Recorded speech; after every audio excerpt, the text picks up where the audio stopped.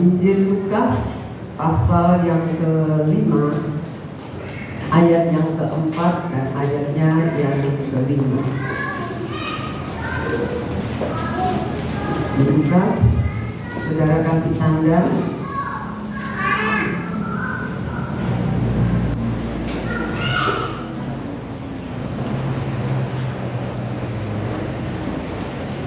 Lukas pasal 5 ayat 4 dan ayatnya yang ke-5. Ketemu ya? Ya? Yuk baca. 2, 3. Setelah selesai berbicara, ia berkata kepada Simon, "Bertolaklah ke tempat yang dalam dan tebarkanlah jalamu untuk menangkap ikan." Simon menjawab, "Guru, telah sepanjang malam kami bekerja keras dan kami tidak menangkap apa-apa. Tetapi karena Engkau gurunya, aku akan menempatkan jalan." Nah, saudara, kita sudah tahu mungkin peristiwa atau kisah ini ya, saudara.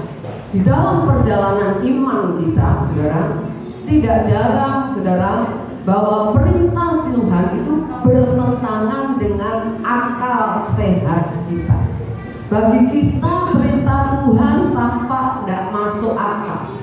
Berdasarkan pemikiran kita, berdasarkan akal sehat kita, berdasarkan pengalaman kita. Seringkali kita menganggap perintah Tuhan kadang bertentangan dengan akal sehat kita dan pengalaman kita.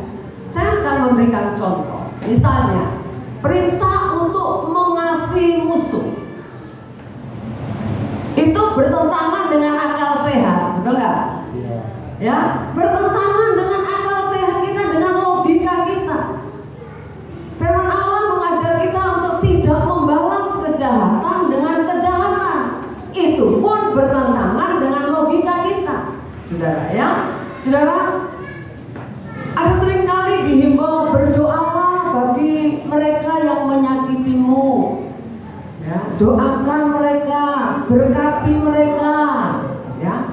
Kalau ngampuni orang itu, ngampuni itu tanpa syarat, karena Tuhan Yesus itu kalau ngampuni tanpa syarat, kayak gini, ya sekarang tak ampuni, tapi kalau gitu lagi, biarkan aja, belum ngancam, ya. Nah, saudara, keadaan ini, saudara, prinsip-prinsip ini yang seringkali tidak masuk akal, tapi justru pada saat itulah iman kita diuji.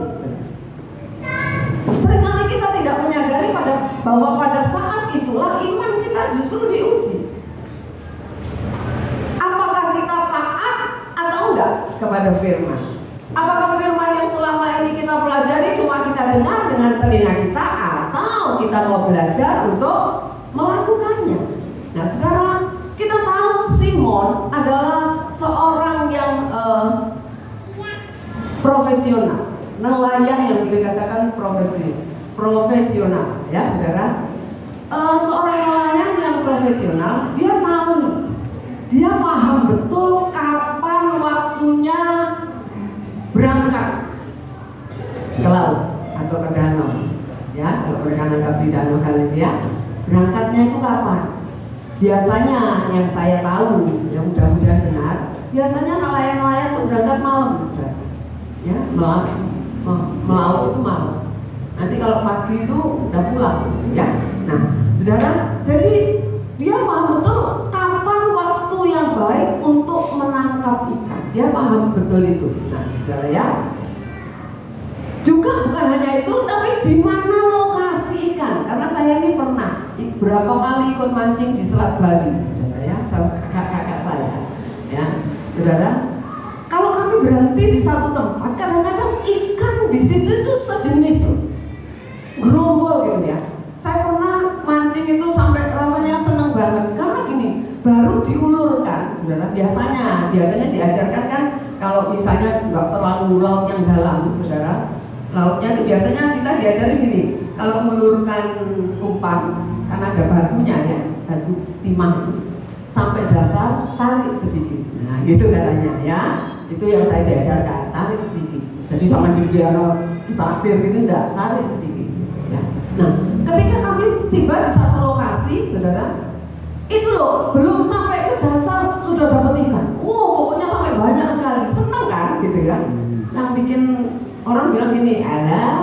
ikan kok repot-repot, tuh yang pasar saya pasti dapat gitu.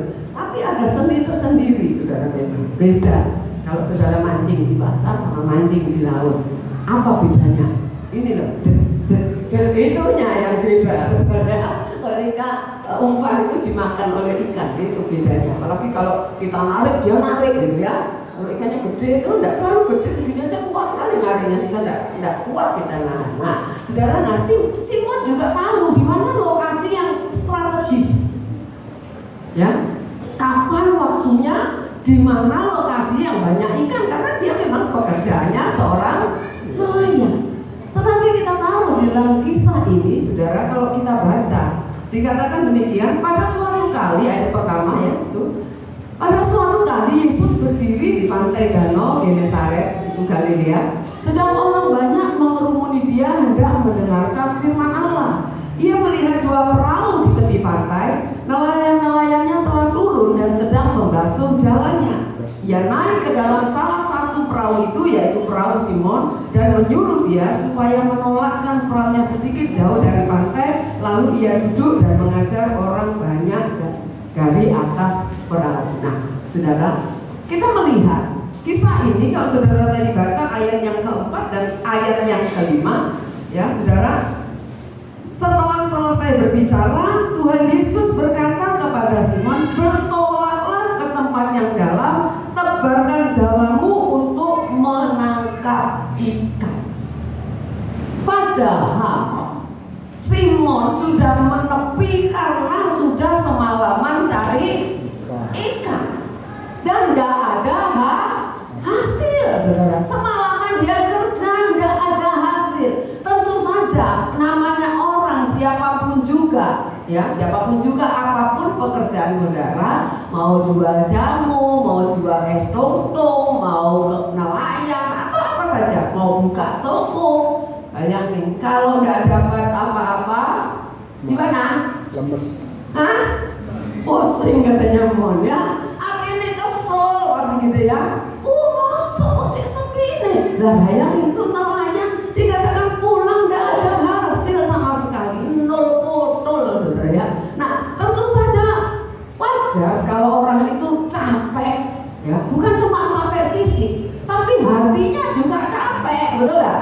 Kesel gitu loh. Kok nggak pernah sih seperti ini gitu ya? Kenapa ini? Nah, saat itu dikatakan Tuhan Yesus datang, ya saudara, menghampiri Simon, menghampiri mereka. Saudara, dikatakan kemudian apa? Ia melihat dua perahu di tepi pantai, nelayannya telah turun dan sedang membasuh jalan, membersihkan jalannya, bersihkan, nggak ada ikan. Kemudian apa? Ia naik ke dalam salah satu perahu, yaitu perahunya Simon, dan menyuruh dia supaya menolakkan perahunya agak sedikit jauh dari pantai, gitu ya. Saudara tahu kan di pasir putih itu, ya sudah digeret ke tepi. Nah ini enggak, Tuhan Yesus minta tolong dong agak ke tengah, gitu, supaya mungkin semua orang lihat dia, gitu ya. Lihat kan, gitu, karena orang banyak, saudara ya. Nah, saudara, karena Tuhan mau mengajar, saya mau tanya kepada saudara, jawab dengan jujur. Kalau kita yang jadi Simon, terus minta tolong, ayo geret lagi perahumu ke tengah, aku mau nyampaikan firman, kira-kira apa? Kira-kira gimana? Anggap aja bukan Tuhan Yesus saya nih, ayo tolong dong, ya, agak ke tengah lagi dong, gitu. Nah, saya mau nyampaikan firman Tuhan nih supaya semua kelihatan, gitu. Kira-kira gimana? Oh, gimana ono ae, gak perlu wong kesel, gak oleh iwak, ono ae, gitu apa ya? Iya, kesel. Ya saudara baru masuk ke mobil, terus saya bilang, pinjem apa mobil itu kemarin? Alah, kok gak mau sih gitu ya, saudara. Ya itu yang umumnya begitu. Tuhan pinjam dikatakan untuk pelayanan. Nah, usai pelayanan, Tuhan Yesus memberikan instruksi kepada Simon, saudara. Kalau baca ayat yang keempat tadi, bertolaklah ke tempat yang dalam, tebarkan jalamu untuk menangkap ikan. Kalau saudara yang terima ini mau apa enggak? Mau apa enggak? enggak gitu. Udah, ini sudah semalaman, apalagi itu sudah mulai siang. Hampir-hampir tidak ada nelayan itu berangkat siang-siang, saudara. Ya enggak tahu ya kalau ada, yang saya tahu itu enggak ada. Ya, seringkali kan kalau di Panarukan itu katanya jam 2, jam 3 mereka justru mendarat, ya kan? Mendarat kalau mau beli ikan yang segar itu, mau di Kalbut, mau di mana, jam-jam segitu mereka justru mendarat, saudara ya, pergi ke tepi, saudara ya. Nah, kita melihat Tuhan katakan memberikan bertolak ke tempat yang dalam, kemudian tebar lagi jalan, saudara. Ini kan secara akal, tidak masuk akal. Dan pasti Simon berpikir gini, ngapain berangkat lagi? Ini semalam ini nggak dapat apa-apa. Apalagi berangkat siang, nggak waktunya orang memang nangkap ikan gitu loh. Dia berpikir pasti gagal kan? Nggak mungkin lah, nggak masuk akal ini. Nah, saudara, kita seringkali, saudara, kita seringkali menolak perintah Tuhan. Ketika apa yang Tuhan perintahkan itu tidak dapat dibenarkan secara rasional kita nggak bisa terima. Ya, kita anggap itu nggak wajar. Seperti saya tadi kan katakan mengampuni orang. Kok enak? Nah, seringkali gitu. Kok enak? Aku nggak salah. Dia yang bikin gara-gara. Kok enak? Ngampuni. Kok enak aku suruh minta maaf? Aku nggak salah. Halo, seringkali apa yang saudara tuntut? Halo, yang saudara tuntut apa? Yang salah. Yang bikin salah yang harus datang kepadaku, gitu kan? Firman Tuhan ada bilang begitu? Hah? Yang firman Tuhan bilang apa? Hah? Mereka yang bersalah kepada. Ampuni mereka yang bersalah kepadamu. Loh, yang bersalah suruh ngampuni. Ya, saudara. Jadi kita melihat ini loh. Kalau kita anggap sesuatu kadang-kadang wajar dong, wajar. Biar ngomong sama orang seluruh dunia wajar. Pasti mereka setuju dengan pernyataan saya. Pasti orang banyak setuju dengan pernyataan saya. Tapi firman Tuhan nggak ajar gitu kan? Nah, hal-hal yang kita rasa nggak wajar, nggak masuk akal, seringkali kita nolak perintah Tuhan. Enggak, aku nggak mau. Aku nggak mau. Nah, saudara, kita melihat ini. Nah, bagaimana reaksi Simon ketika dia mendapat instruksi dari Tuhan? Ya, ayat 5 bagian A, saya akan bacakan. Ketika Tuhan berkata, bertolaklah ke tempat yang dalam, tebarkanlah jalamu untuk menangkap ikan. Simon menjawab, Guru, telah sepanjang malam kami bekerja keras dan kami tidak menangkap apa-apa. Salah nggak Simon? Nggak salah. Dia mengutarakan, menyampaikan kegagalannya. Dia nggak menutupi kegagalannya. Tuhan, apa Tuhan nggak tahu? Tuhan pasti tahu, ya. Tapi dia menyampaikan, Simon tidak menutupi kegagalannya, sampaikan kegagalannya, fakta. Sepanjang malam kami kerja keras, tidak dapat apa-apa. Tapi puji Tuhan, ayat yang ke-5b dikatakan Simon menutup dengan perkataan apa? Tetapi karena engkau menyuruhnya, maka aku akan menebarkan jala juga. Amin. Amin. Apa nggak boleh ngomong hal yang saudara alami? Boleh. Boleh. Tapi endingnya itu yang harus benar. Betul kan? Tuhan, aku sakit hati sama dia. Dia sudah fitnah saya, Tuhan. Sudah merusak nama baik saya, misalnya begitu. Tapi Tuhan, karena firman-Mu mengajar, barang siapa tidak mengampuni, maka dosanya juga tidak diampuni. Aku mau, meskipun secara hati aku sakit, aku mau mengampuni. Amin. Itu loh saudara. Bukan tidak boleh saudara cerita keselnya hati saudara, boleh. asalnya kegagalan saudara boleh, tapi endingnya itu harus benar. Bukan gini, Tuhan Engkau tahu aku sakit hati banget difitnah seperti itu, makanya biar dia tahu rasanya bagaimana difitnah, aku akan juga rusak nama baik. Itu yang bikin masuk neraka, saudara. Amin, saudara. Kita belajar. Simon menutup dengan kalimat yang positif. Dia berkata, semalaman kami kerja keras, kami tidak dapat apa-apa, tapi karena Engkau yang menyuruhnya, maka aku menebarkan jala juga. Amin. Saudara, ini loh kalimat peralihan dari dominasi logika. Tadinya kan logika, gak mungkin, sudah atau gak mungkin, tetapi ketaatan kepada otoritas Yesus itu dia berubah dari otoritas logikanya menuju otoritas logika Tuhan Yesus. Amin, saudara. Jadi kita belajar, saudara, kalimat peralihan ini menuju dari kalimat dominasi logika menuju kepada ketaatan, penundukan diri kepada otoritas Tuhan Yesus. Ketaatannya tidak didasarkan kepada pemahaman logikanya, tapi kepada percayanya kepada pribadi yang dia percayai. Amin, saudara. Ini yang kita mesti belajar, saudara ya. Belajar, apalagi situasi sekarang dunia tidak tambah baik, itu firman Tuhan sudah tulis. Masa yang sukar, semakin sulit, semakin orang khawatir dengan masa depan. Makanya Tuhan ajar, ayo serahkan masa depanmu kepadaku, karena aku merancangkan hal yang baik padamu. Amin, saudara. Nah, kita sekarang melihat apa sih yang sering kali menghambat kita untuk mentaati perintah Tuhan. Apa yang sering kali ya menghambat saudara? Saudara sudah banyak dengar firman Tuhan, saya sudah banyak menyampaikan firman, saya pun membaca firman, saya juga banyak dengar firman Tuhan. Seringkali ada hal-hal yang menghambat kita untuk mentaati perintah Tuhan. Sudah selesai? Oke.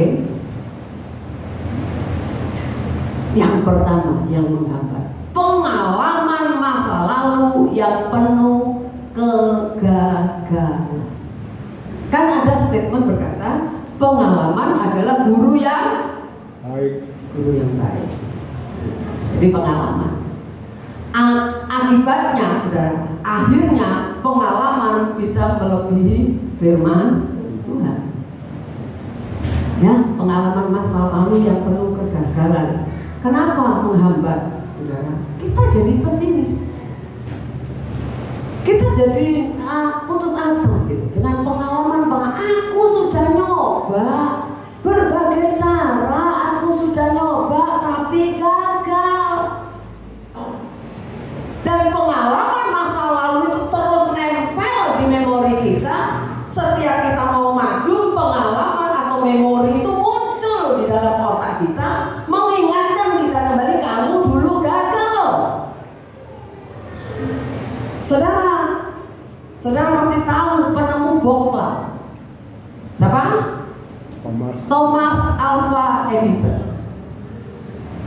Dikatakan 10.000 kali dia mencoba itu lampu pijar, sampai akhirnya berhasil. 10.000. Kita kadang-kadang baru nyoba 1-2 kali, enggak ada gitu. Gini apa boten? Ya bayar.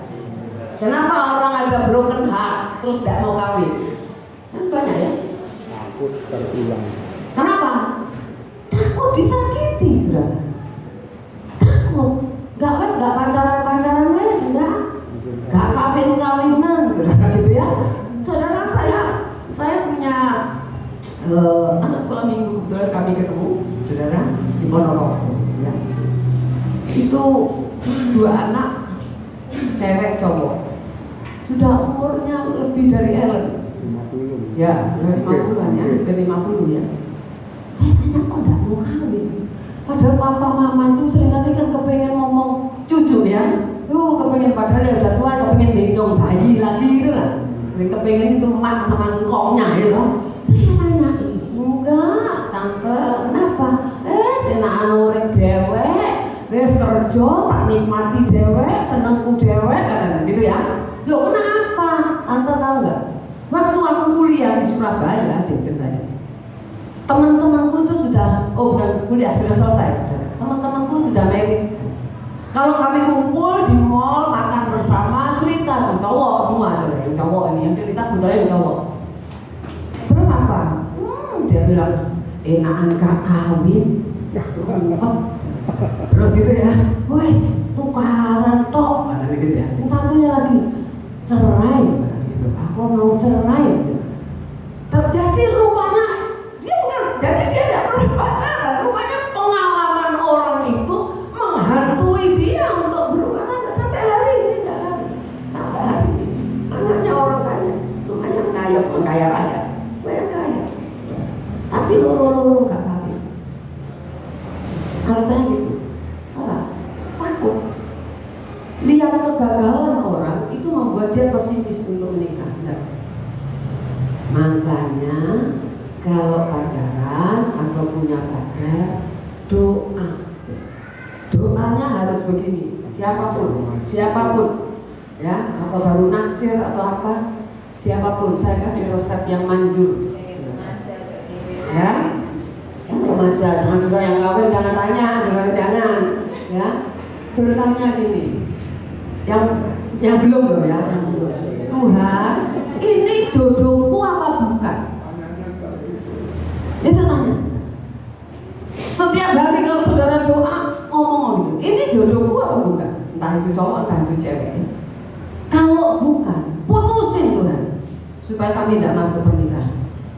Ayo Andi, putus pacaran, putus pernikahan. Enak mana? Pacaran. Bisa pacaran lagi. Masih bisa pacaran lagi. Ya kan? Saudara, saya ajarkan itu sama anak-anak saya. Ellen itu ini yang jadi suami pacar keempat. Ya. Tapi dengan berdoa gitu, kenapa sih? Hatimu siap, entah kamu yang mutusin, entah dia yang mutusin, kamu siap berarti bukan jodoh. Halo. Jadi jangan tunggu harus ini. Enggak harus, tanya Tuhan. Karena Tuhan itu yang tahu masa depanmu, masa hidupmu ke depan, betul? Saudara, seperti saya katakan, orang kalau pacaran itu semua pakai topeng semua. Dulu waktu pacar saya sabarin minta ampun. Barang wis kawin ngampleng nanggo, ya toh? Dulu sabar lu, dandan lama tuh sudah selesai nih. Belum kok. Udah selesai. Apa ya? Nah, kalau ada Neng gitu ya. Belum Bang gitu ya. Sudah kawin. Suwe ini sih. Lalu sampai sokok. Ya toh? Gemes sudah. Pokoknya nanti nih ya, 5 menit lagi, tak keluar, tak tinggal. Ditinggal sungguh sudah. Dulu setengah jam diteni. Sampai kesel. Ayune, kesel itu udah ada. Ayune nong, kamu nong gitu. Barang wis kawin. Galah kok koyo tanda gede semae kok. Ya ora wis to. Ya, beda. Makanya doa ya, Sinjo ya. Yang sudah punya pacar enggak tahu siapa, saudara ya. Nah, be careful, ya toh, hati-hati, saudara. Jadi, ayo, pengalaman masa lalu penuh kegagalan bukan berarti masa depan kita pasti gagal. Enggak, saudara. Amin. Ya, yang kedua sekarang, bergantung berlebihan kepada logika, sehingga menunda bahkan menolak untuk taat. Loh, masa tidak boleh menghitung? Ya, bergantung berlebihan pada logika dan perhitungan. Masa tidak boleh tante ngitung? Kalau dagang yang mestinya hitung lah, ini untung apa? Boleh saudara, bukan tidak boleh. Tetapi jangan berlebihan bergantung pada itu. Maksud saya, kalau Tuhan yang mau, saudara, lakukan meskipun itu tidak masuk akal, meskipun secara sipwa tidak untung. Kalau barusan saya ke Bandung itu ada kesaksian, ya saya tidak usah saksi banyak lebar.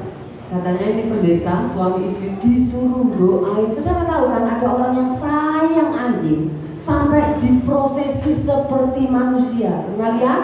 Nah, ya. Dimandikan, dipakai baju, pakai peti, pakai bunga dan lain sebagainya. Saudara ya, sampai proses. Nah ini pendeta yang dikai tulisan ayat lagi saudara. Sama yang punya, bukan pendeta ini. Pendeta ini bingung, nyembayangi anjing ini keliru ndak ya Tuhan, nyanyinya belakang langit biru. Ya aduh, ini piye. Tapi puji Tuhan, dia dengar Tuhan bicara, Roh Kudus bicara kepada dia. Lakukan saja, layani saja. Nanti kau akan melihat apa yang aku perbuat. Saudaranya, ya sudah, karena ada peneguhan, dia lakukan sampai prosesi. Ternyata saudara, ini keluarga punya anak, makanya tidak punya anak, maka cintanya sama anjing. Biasanya orang tidak punya anak kan gitu ya, punya kucing 80. Saya pernah itu ke Pasuruan itu minta kucingnya, ditangisi saudara ya, kucing semua sak rumah itu saudara ya. Ya bagus-bagus sih, tapi kucing biasa saudara, tapi bagus-bagus ya. Nah saudara, akhirnya itu dan benar. Tuhan selalu doakan keluarga ini akhirnya hamil punya anak dan jadi anak Tuhan lewat anjing mati. Ya, ya kalau Tuhan yang suruh kan tidak masuk akal, betul nggak? Apa hubungannya dikasih sudah selesai pertandingan itu ayat itu ya, yang biasa ditaruh di peti dan di kuburan ya loh, kuburan manusia. Nah saudara, anak kita ini seringkali begitu. Jadi ayo kalau Tuhan yang suruh taati aja. Misalnya ada orang datang kepada saudara, ya ini bukan bohong, tapi benar-benar butuh makan, tidak punya apa-apa. Datang kepada saudara, minta sesuatu, minta beras, misalnya gitu ya, minta beras. Lah beras, ini lo tinggal saat ini, dibagi kamu tidak cukup, gitu. Tapi suara itu kuat mendorong saudara, kasih aja. Tuhan tidak bilang apa-apa, nanti tak ganti sekarang, enggak. Tuhan itu seringkali tidak bilang, betul nggak? Ayo, kepada Simon bilang enggak? Enggak, cuma nyuruh aja. Sudah kamu berangkat ke tengah, tebarkan jalanmu. Dia tidak bilang gini, nanti akeh riwanda. Kalau gitu semangat, saudara, betul nggak? Iya, tidak dikasih tahu. Nanti gimana? Enggak ada, saudara. Nah, saudara, jadi ayo belajar. Kalau Roh Kudus bicara kepada saudara, lakukan. Amin. Supaya telinga kita tidak jadi tuli, telinga rohani maksudnya, tidak jadi tuli. Meskipun itu bertentangan dengan batin kita, bertentangan dengan akal sehat kita, lakukan saja. Ya, karena Engkau yang nyuruh Tuhan, gak masuk akal, aku lakukan. Amin. Nah, itu yang kedua ya. Sekarang yang ketiga, gengsi dan ego. Takut penilaian orang lain kalau melakukan sesuatu yang tidak masuk akal. Bukankah sering ketika kita melakukan sesuatu yang dianggap orang lain tidak masuk akal, orang lain komentar, bodoh kamu ini, bodoh, arek koyok ngono kok. Nah kan gitu ya, betul nggak?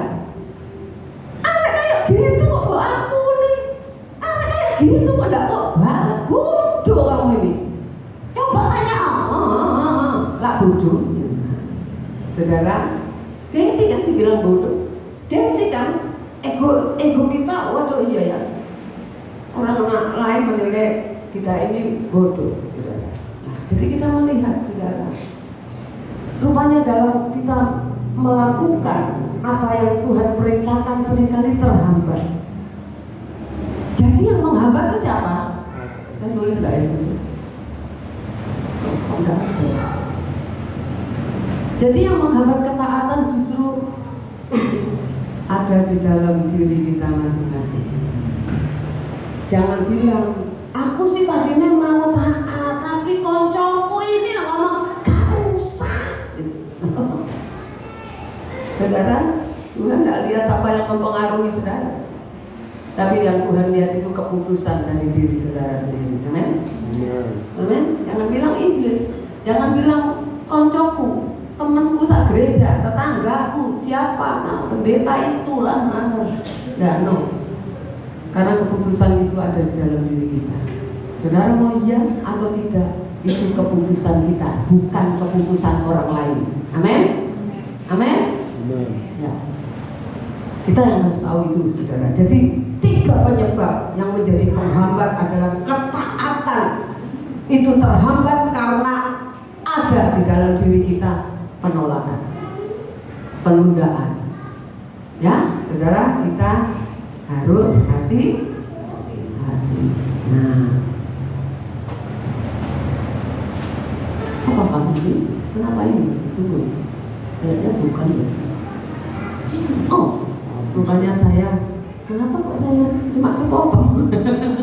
Saudara masih ada, masih jam, masih cukup? Oh masih ya. Saudara, jadi ketaatan sejati justru diuji pada saat gak sepenuhnya kita paham apa alasan Tuhan, gak paham apa perintah Tuhan, saudara. Ya, coba kita lihat ya. Saya ajak saudara lihat 2 raja-raja. Saya kira udah selesai, ternyata masih. 2 Raja-Raja 7. 2 Raja-Raja pasal 7.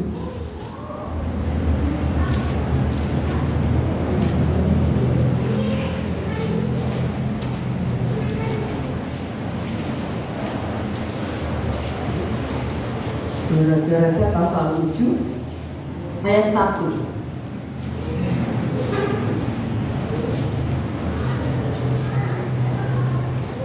Raja-Raja 7 ayat 1. Kita baca sama-sama. 2 Raja 7 ayat 1. Dapat?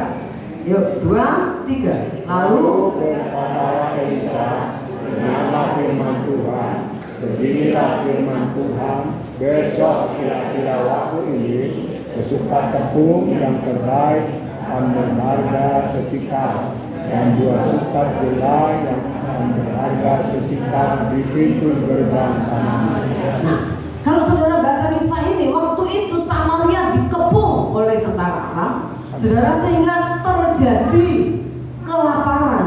Ya, mereka tidak bisa kemana-mana, dibentengi, tidak bisa kemana-mana, tidak bisa beli makanan atau apa, tidak bisa, hanya di dalam benteng itu. Nah, kemudian dikatakan Elisa berkata kepada seorang perwira atau perwira, saudara, dia berkata begini, besok kira-kira waktu ini sesukat tepung yang terbaik akan berharga sesikal, 2 sekut jelai akan berharga sesikal di pintu gerbang Samaria. Ayat yang kedua, saudara, tetapi perwira yang menjadi ajudan raja menjawab abdi Allah, katanya, sekalipun Tuhan membuat tingkap-tingkap di langit, masakan hal itu mungkin terjadi? Jawab abdi Allah, sesungguhnya engkau akan melihatnya dengan matamu sendiri, tetapi tidak akan makan apa-apa daripadanya. Kenapa perwira itu menjawab itu? Nggak masuk akal gitu loh. Dari mana kok bisa terjadi kelimpahan lah, boleh katakan gitu. Kalau saya baca, saudara, ayat 19 berkata, pada waktu itu si perwira menjawab abdi Allah itu, sekalipun Tuhan membuat tingkap-tingkap di langit, masakan hal itu mungkin terjadi? Tapi Elisa berkata, sesungguhnya engkau akan melihatnya dengan matamu sendiri, tetapi tidak akan makan apa-apa daripadanya. Ayat 20, demikianlah terjadi kepada orang itu, rakyat menginjak-injak dia di pintu gerbang, lalu matilah dia. Dia hanya melihat, tidak ikut menikmati. Karena apa? Bagi dia firman Tuhan itu tidak masuk akal. Nah, saudara, jadi kita belajar, saudara, ya. Jadi ketika Tuhan memerintah kita melampaui akal pikiran kita, kita mesti belajar taat saja. loh. Jangan terus pakai logika, bukan nggak boleh pakai logika. Tapi ketika Tuhan memerintah sesuatu kepada kita yang secara logika nggak bisa kita terima, taati saja. Amin. Satu peristiwa juga saudara, salah seorang istri dari Nabi punya utang nggak bisa bayar, kan? Nggak bisa bayar. Kemudian penagih hutang berkata, anakmu 2 tak ambil jadi budakku. Saudara, namanya mama ya, masa rela anaknya bayarkan hutang? Nggak rela. Dia lapor ke Nabi Elisa. Dia berkata, ini aku punya masalah nih. Masalah apa? Aku punya utang Nabi. Nah sekarang anakku mau diambil jadi budak, bayar utang itu. Terus Nabi tanya gini, di rumahmu ada apa? Adanya cuma minyak sedikit. Oke, kamu pulang ke rumahmu, pinjem bejana. Nah, kalau sekarang beli botol, cerigen lah apa ya, pinjem ke tetangga, jangan terlalu sedikit. Jangan terlalu sedikit, pinjem. Mbak, anaknya lari-lari pinjem botol, pinjem apa dah semua zaman itu ya. Terus kamu nanti masuk ke rumah, tutup pintunya, tuang minyak itu. Perlu minyaknya sedikit saja. Minyaknya sedikit. Wah, sampai penuh. Ini. Terus dia bilang gini, mana lagi nak? Habis mah, udah. Ya, kenapa kira-kira suruh tutup pintunya? Halo? Kenapa suruh tutup pintu? Biar gak ada yang komen.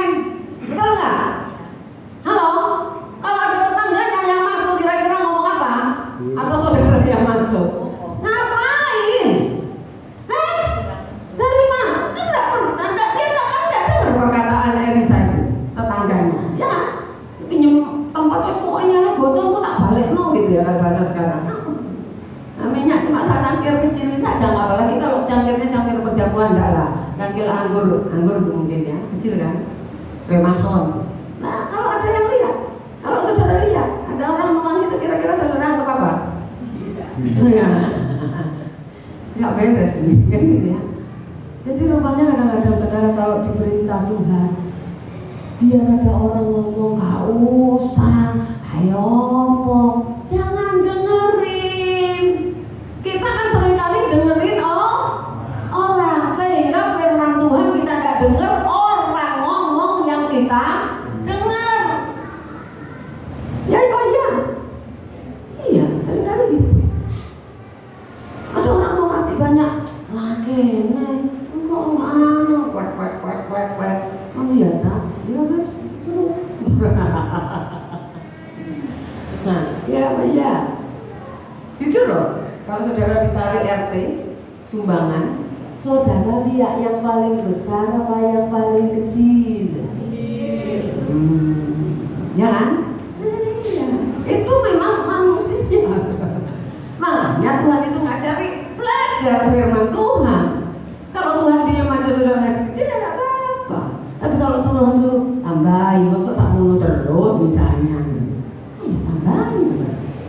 Oh nanti makan apa? Kamu usah dipikirin kalau Tuhan yang nyuruh. Amin. Amin. Kalau saudara baca kisah Simon itu, karena Tuhan yang menyuruh dia, firman Tuhan katakan apa? Sampai koyak jalannya, jebol saudara. Karena apa jebol? Saking ngakene saudara, saking banyaknya saudara. Jadi kita harus belajar saudara, perspektif iman logika ya saudara, itu harus kita tundukkan kepada ketaatan kepada Tuhan. Kalau kita melihat itu janda, Elisa nggak bilang berapa jumlahnya, betul? Cuma dia bilang apa? Jangan terlalu sedikit. Soalnya punya utang, dengan kata lain biar bisa bayar utang, malahan kalau bisa lebih kan gitu untuk hidupmu. Artinya apa? Sesuai imanmu jadi bagi saudara. Seandainya dia ngumpulin 1000 penuh enggak? Kalau dia ngumpulin 10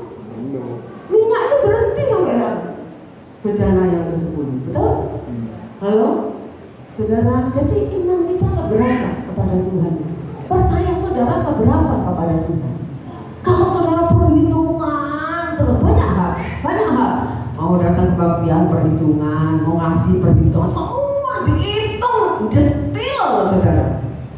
Saudara tidak akan melakukan perintah Tuhan.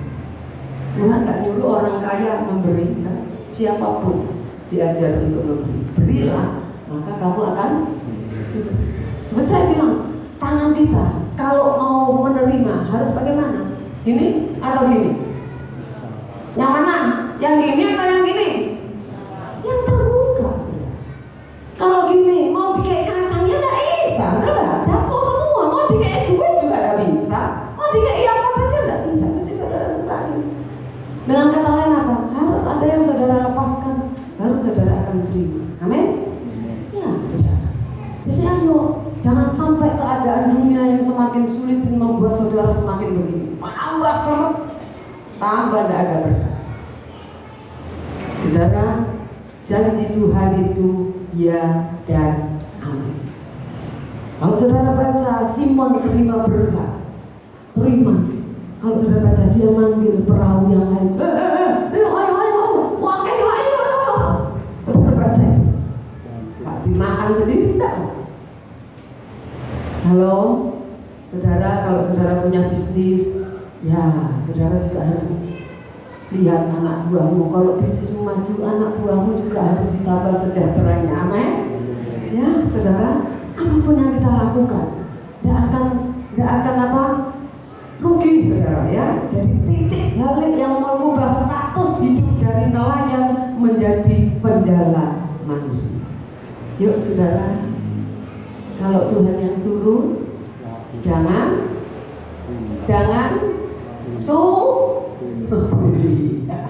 lakukan saja. Berat tante, yang lakukan apa? Tuhan yang suruh yang lakukan, gitu ya. Ya, Tuhan memberkati kita ya. Jadi apapun yang terjadi, hidup iman kita tidak tentukan seberapa jauh kita mengerti firman Tuhan, tetapi ditentukan bersedia taat atau tidak kepada firman Tuhan. Jadi iman itu makanya perlu diuji dengan berbagai masalah. Kalau Tuhan yang nyuruh, taat saja. Amin. Tuhan berkati. Yuk